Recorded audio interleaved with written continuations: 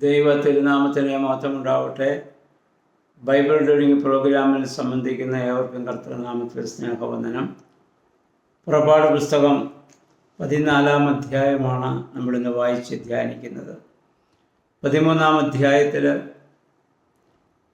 കടിഞ്ഞൂൽ കഴിഞ്ഞ് പെസഹ ആചരണത്തെക്കുറിച്ച് ഇസ്രായേൽ ജനത്തിൻ്റെ വിടുതലൊക്കെ നമ്മൾ കണ്ടു.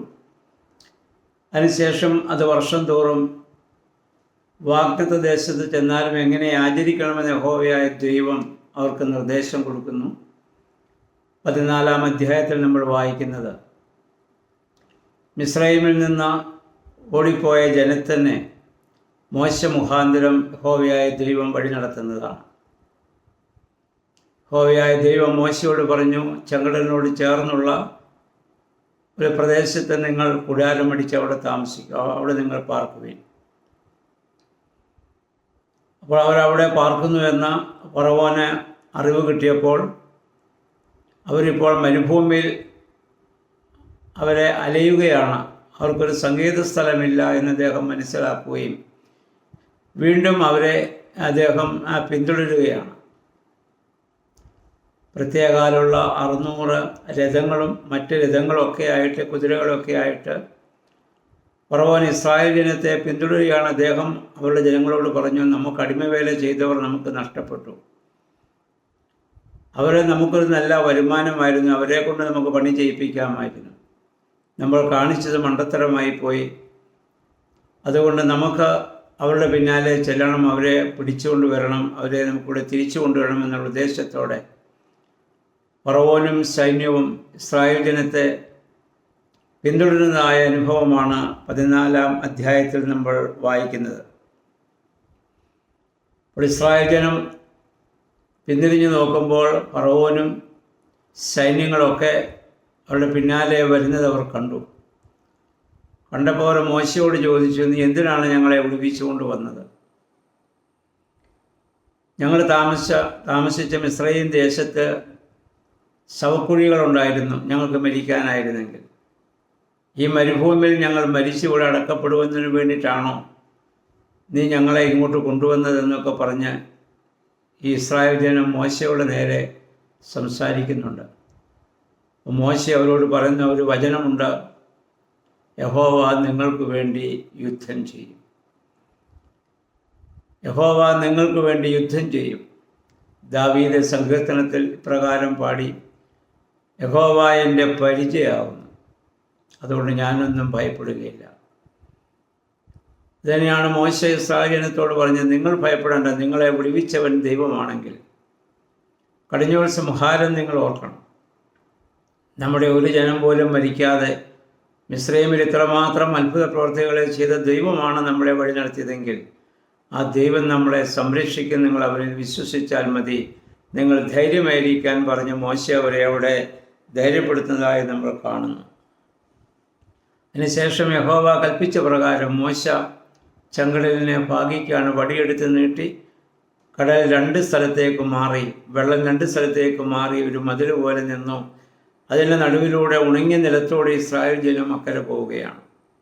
1 കൊരിന്ത്യർ 10:1 മുതൽ 4 വരെയുള്ള വാക്യങ്ങളിൽ പൗലോസ് ഇത് പറയുന്നു, സഹോദരന്മാരെ, നമ്മുടെ പിതാക്കന്മാരൊക്കെ മേഘത്തിൻ കീഴിലായിരുന്നു, മേഘത്തിലും സമുദ്രത്തിലും സ്ഥാനമേറ്റു മോശയോട് ചേർന്നു, ഒരേ ആത്മീയ ആഹാരവും ഒരേ ആത്മീയ പാനീയവും അവർ കുടിച്ചു.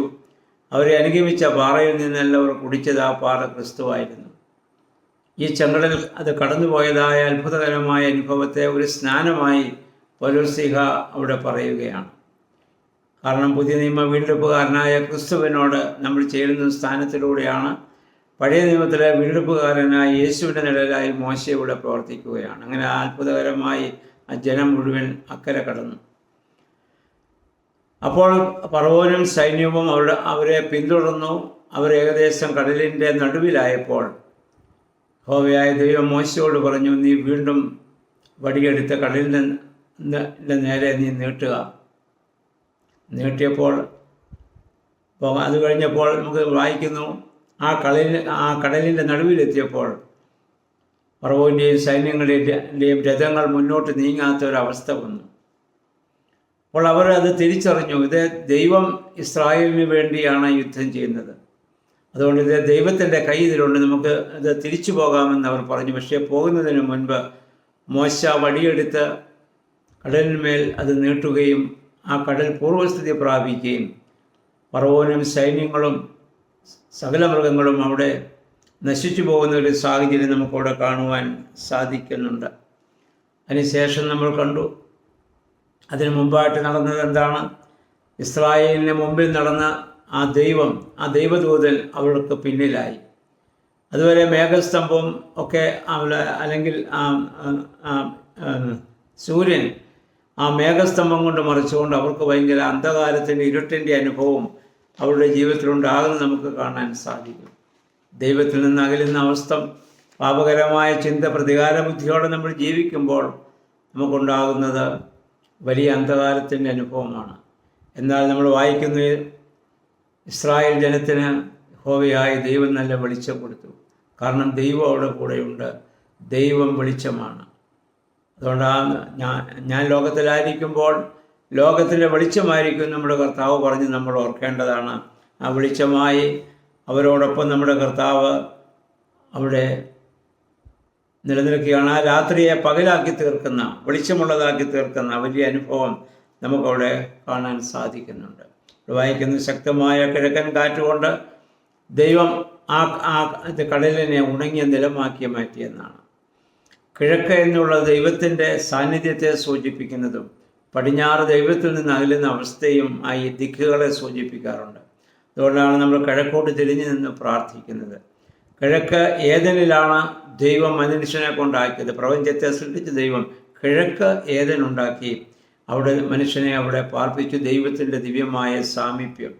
ആ കിഴക്കിൽ നിന്ന് അവൻ പാപം ചെയ്തപ്പോൾ അവൻ പടിഞ്ഞാറേക്ക് പോകുന്ന അവസ്ഥയാണ് ഇവിടെ ഉണ്ടാവുക. ഇപ്പം നമ്മൾ കർത്താവിൻ്റെ രണ്ടാമത്തെ വരവും കിഴക്കിൽ നിന്ന് പടിഞ്ഞാറോളം മിന്നൽ പോലെ സംഭവിക്കുമെന്ന് നമ്മൾ കർത്താവ് പറഞ്ഞത് നമ്മൾ ഓർക്കേണ്ടതാണ്. അപ്പോൾ കിഴക്കിനെ എപ്പോഴും ദൈവത്തിൻ്റെ ഒരു ദിക്കായി നമ്മൾ കാണുന്നുണ്ട്. അതുകൊണ്ട് ആ കിഴക്കൻ കാറ്റുകൊണ്ട് യഹോവയായ ദൈവം ആ കടലിനെ ഉണങ്ങിയ നിലമാക്കി അവരെല്ലാവരും അക്കരെ കിടക്കുന്നതായ ഒരു സാഹചര്യം നമ്മളിവിടെ കണ്ടു. ഇവിടെ വാസ്തവത്തിൽ ഇസ്രായേലിന് വേണ്ടി യുദ്ധം ചെയ്തത് യഹോവ തന്നെയാണ്. ദൈവം ഇവിടെ ഇപ്പോൾ ശക്തമായ രീതിയിൽ പ്രവർത്തിക്കുന്ന നമുക്ക് കാണാൻ സാധിക്കുന്നുണ്ട്. ദൈവം മോശ കൈനീട്ടി ആ കടലിനെ പൂർവ്വസ്ഥിതിയിലാക്കുകയും മിസ്രയീമർ മുഴുവൻ നശിച്ചു പോകുന്ന, അല്ലെങ്കിൽ അവൻ്റെ ഫറവോന്റെ സൈന്യങ്ങൾ, അതിലൂടെ വന്നതായ രഥങ്ങളും കാളകളും അല്ലെങ്കിൽ കഴുതകളും എല്ലാം നശിച്ചു പോകാൻ, അല്ലെങ്കിൽ കുതിരകളെല്ലാം നശിച്ചു പോകുന്ന സാഹചര്യം നമ്മളിവിടെ കാണുന്നുണ്ട്. ഈ അനുഭവം കണ്ടപ്പോൾ നമ്മൾ വായിക്കുന്ന ഇസ്രായേൽ ജനം ദൈവത്തിൽ വിശ്വസിക്കുകയും മോശയുടെ വചനങ്ങളെ അവർ സ്വീകരിക്കുകയും ചെയ്യുകയാണ്. അപ്പം ഇങ്ങനെയുള്ള അനുഭവങ്ങളിലൂടെയാണ് അവർ ദൈവത്തെ പൂർണ്ണമായി മനസ്സിലാക്കിക്കൊണ്ടിരിക്കുന്നത്. നമ്മുടെ ജീവിതത്തിലും ഇതുപോലെ ദൈവത്തെ മനസ്സിലാക്കുവാൻ എത്രയോ അനുഭവങ്ങൾ നമ്മുടെ ജീവിതത്തിൽ ഉണ്ടായിട്ടുണ്ട്.